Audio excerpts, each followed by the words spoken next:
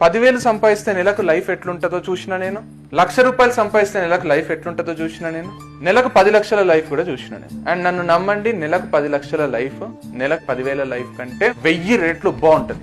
ఎవరు చెప్పిండ్రు డబ్బులు ఏం లేదని? ధనమేరా అన్నిటికీ మూలం, ఆ ధనము విలువ తెలుసుకునుట మానవ ధర్మం అని ఎప్పుడో 1970s లోనే ఒక పాట వచ్చింది. People simply speak that money is nothing. ఇట్లా భుజం మీద చెయ్యేసి ఏం కాదు మామ డబ్బులు లేకుండా ప్రేమ ఆప్యాయతలు ఉంటే చాలని చెప్తారంతే.